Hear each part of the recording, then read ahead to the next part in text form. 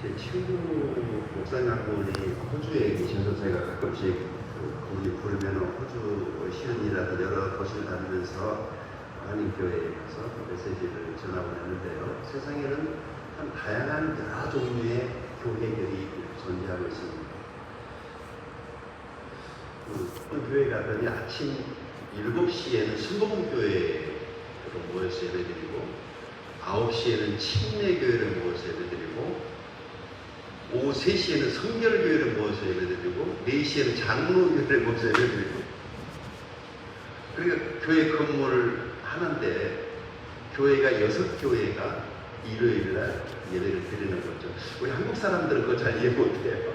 늘 자기 교회 하나만 생각을 했으니까 영국이라든지 해외 여러 한인교회들은 그렇게 현지의 교회들을 이렇게 같이 협력해서 예배하는 교회가 참 많이 있습니다. 우리 각자는 한국에서 다 다른 교회를 섬겼지만 오늘은 특별한 예배를 이곳에서 같이 드리고 있습니다. 이것도 얼마나 축복이고 얼마나 감사한 일입니까? 우리의 이 귀한 만남을 오래 기억하기 위해서 우리 옆에 계시는 분, 뒤에 계시는 분 작은 눈인사 한번 하죠. 축복합니다. 사랑합니다. 반갑습니다. 여행지에서 이렇게 만나가지고 같이 찬양하고 같이 하나님께 예배드릴 수 있다는 것, 이것도 큰 축복이라고 생각합니다. 오늘 본문은 그렇게 어려운 내용이 아닙니다. 베드로가 자신의 배를 예수님께 빌려드렸어요. 예수님이 설교하기 위해서 잠깐 베드로의 배를 빌렸던 것 같죠?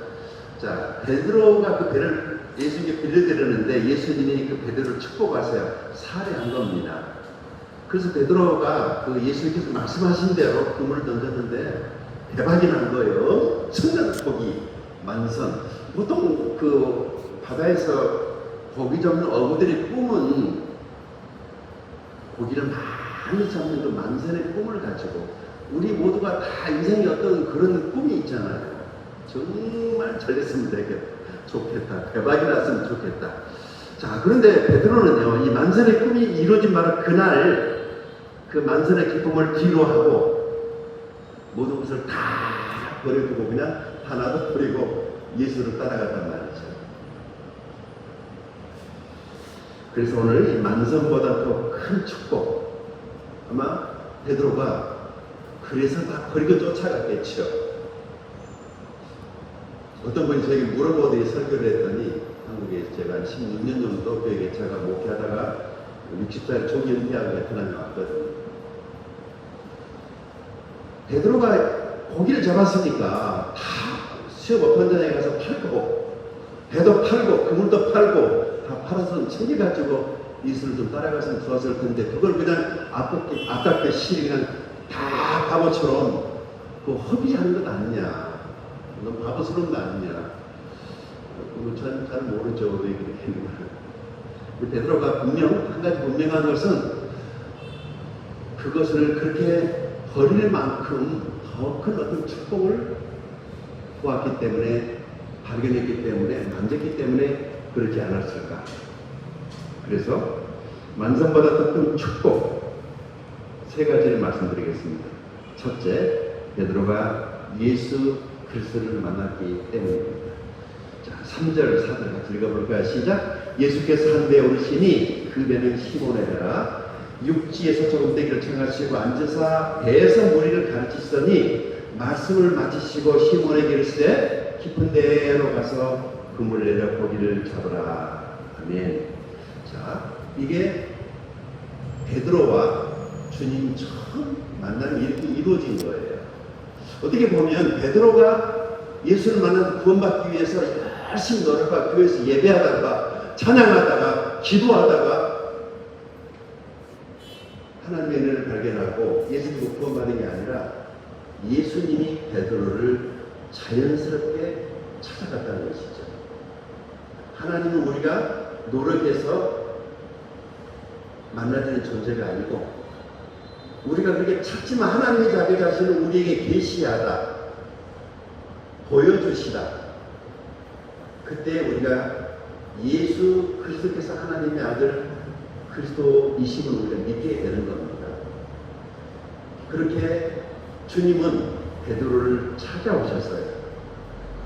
그래서 이것은 우연을 빙자한 하나님의 피가 자연스럽게 그렇게 주님을 만나게 되었다는 것이죠.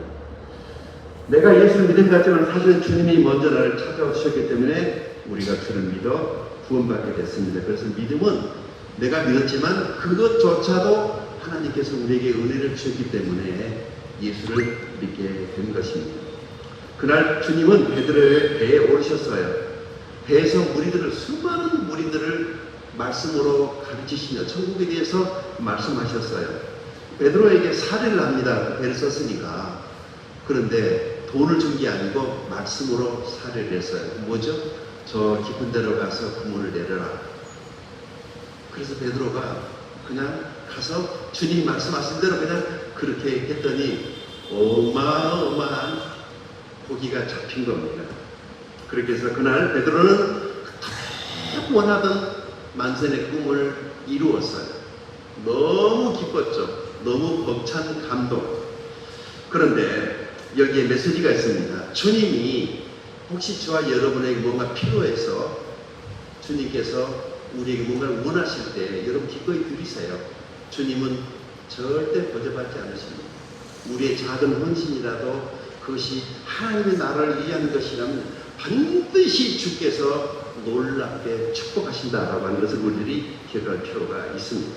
아무튼 베드로는 예수님을 만났습니다. 우리 인생의 가장 큰 축복은 예수를 만나 구원받는 거죠. 예수를 만나 구원받는 것입니다. 저도 인생 삶 중에 제 인생에 별로 자랑할 게 없지만은 딱 하나 자랑이 있다면 내가 예수를 믿어 구원받았다라는 것, 그거 하나 제 자랑입니다. 29살에 예수를 믿었어요. 교회 다녔는데 그때는 잘 모르겠더라고요. 그런데 주님께서 저를 찾아와 주셨어요. 제가 주를 마음에 영접하는 그 순간 주님께서 성령으로 내 마음에 찾아오셨는데 그냥 바뀐 거죠. 마음 안에 세상에 이런 평화가 있을까? 내가 그토록 원했던 그 평화가 내 마음 안에 저기 다낭 미케비치 앞에 그 바다에 호이안의 안방비치 바다의 그 바다 파도처럼 그 넓은 바다의 평안함이 제 마음 안에 찾아왔어요. 얼마나 기쁘던지 이게 구원이구나. 너무 감사했어요. 그날 이후로 제 인생은 완전히 바뀌었습니다. 그래서 그냥 주님 만난 기쁨 때문에 나도 주님을 전하는 사람이 되어야 되겠다 하고 헌신해서 오늘까지 주를 따르는 제자의 길을 달려왔습니다.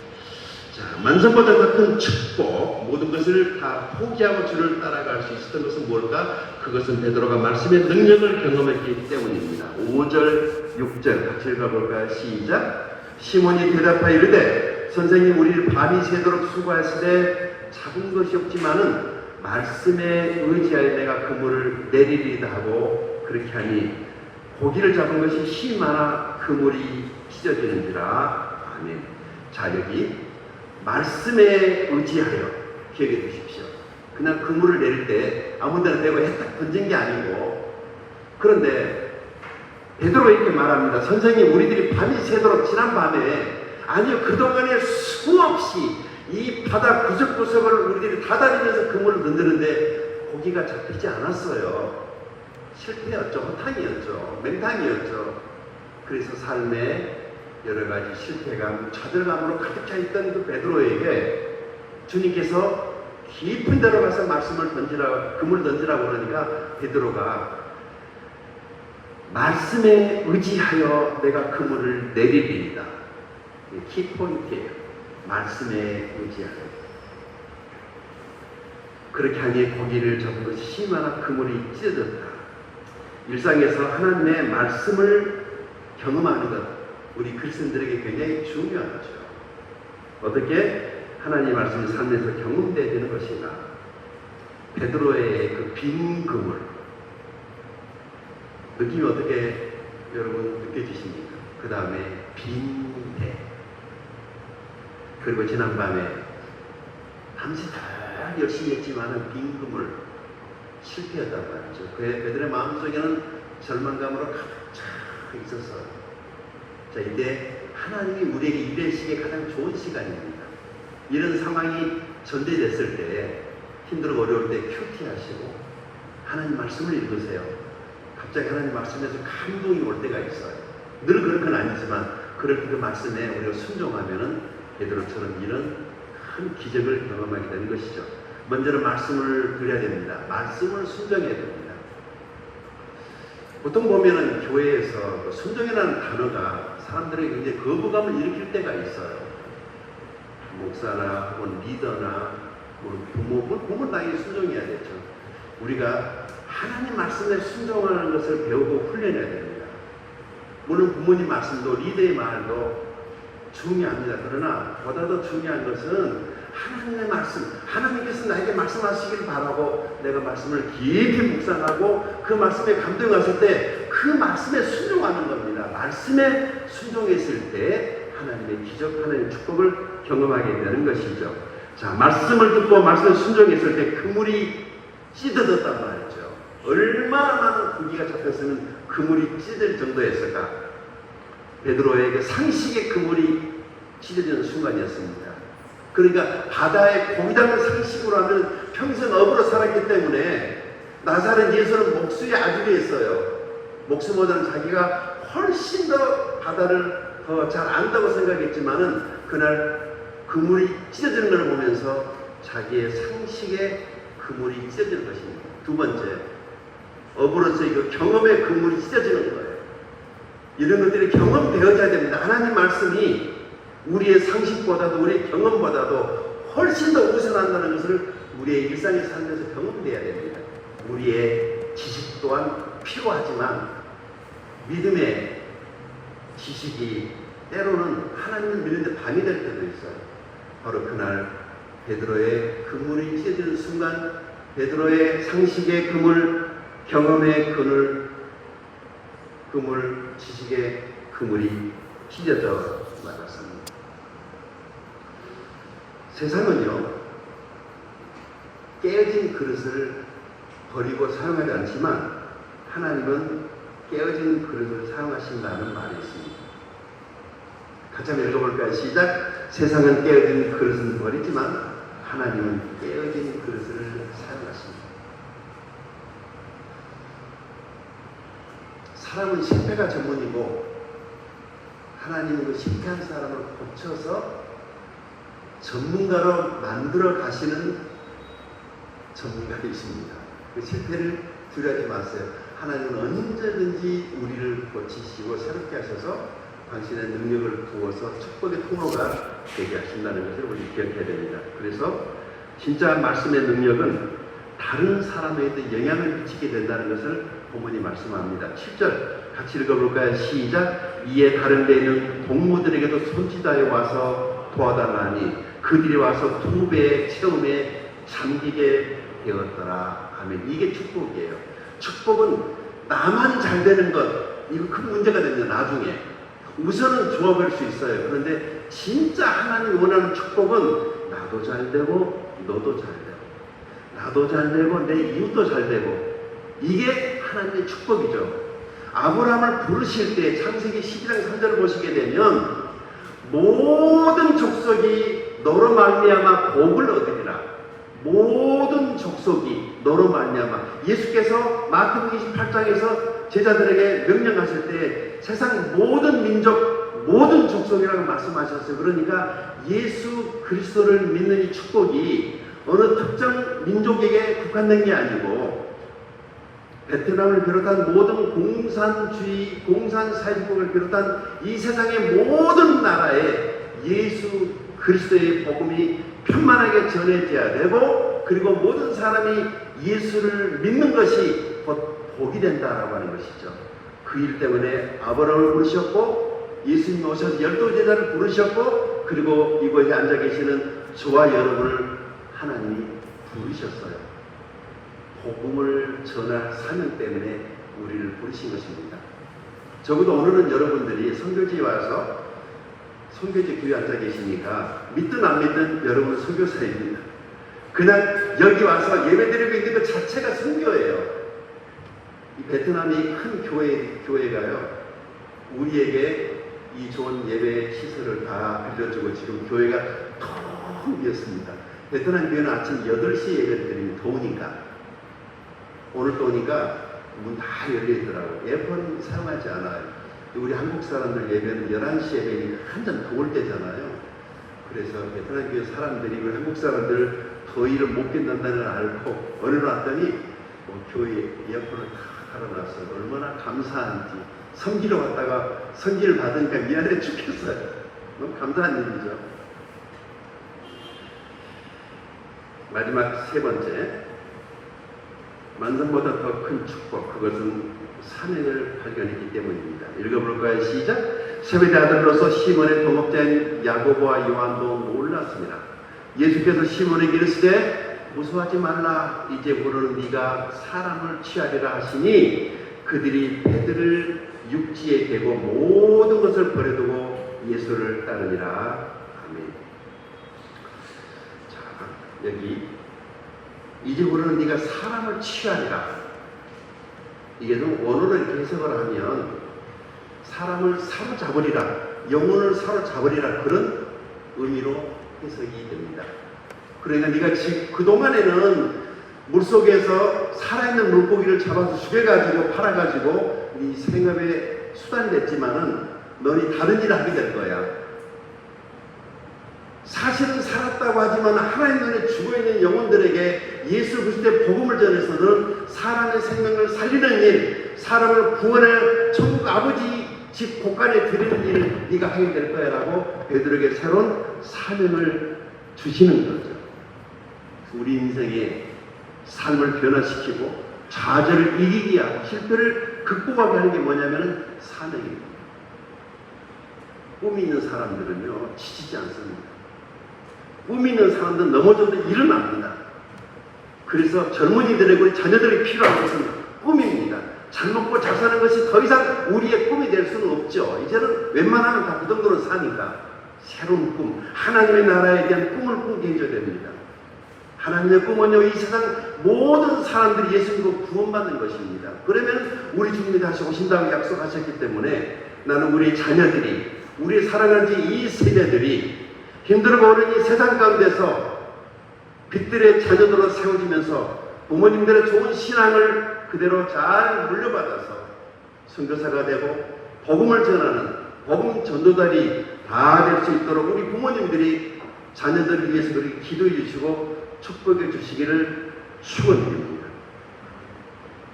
사명이 있을 때 우리 눈앞에 보이는 작은 것인지 목숨 걸지 않습니다. 보다 더 큰 사명을 발견하시는 주와 여러분이 될 수 있기를 축원드립니다.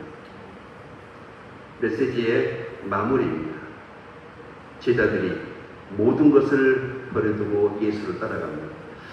마태복음 19장에 보면 그 부자 청년이 나와가지고 예수님에게 제가 구원받기 위해서 뭘 해야 됩니까? 제가 계명을 다 지켰는데요. 그때 주님께서 대단하구나. 그 어려운 계명을 다 지키다니 하나만 더 해볼래? 그 뭐죠? 너 가진 재물을 다 나눠주고 나를 따라와. 그랬더니 청년이 어떻게 해요? 고민하다가 예수를 떠나갑니다. 왕 재수없는 청년이죠. 버렸어야죠. 과감하게 내던져야죠. 영생의 길을 포기합니다. 축복의 길을 포기합니다. 그런데 가난하면 좀 삶이 좀 불편하잖아요. 가난하니까 좋은 게 하나 있습니다. 뭔 줄 아세요? 예수 따라가기 참 좋습니다. 버릴 게 없으니까. 그냥 따라오면 되잖아요. 그냥 예수님 제자로 따라가시면 됩니다. 그게 축복의 길이고 영생의 길이고 사명자의 길입니다. 우리 함께 찬양 부르시고 기도합니다.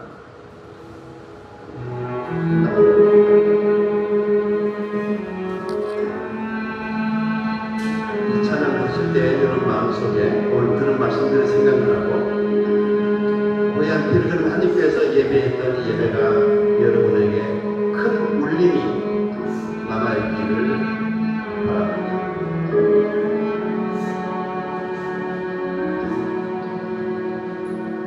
예수 나를 오라네, 예수 나를 오라네, 어디든지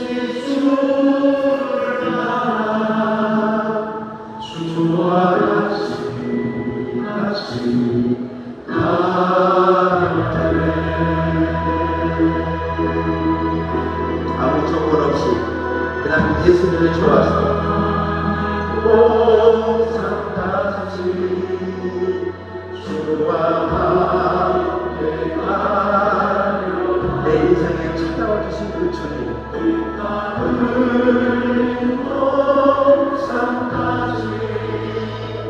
주와 함께 가려 해 주께 인도하신 주님 살아가면 얼마든지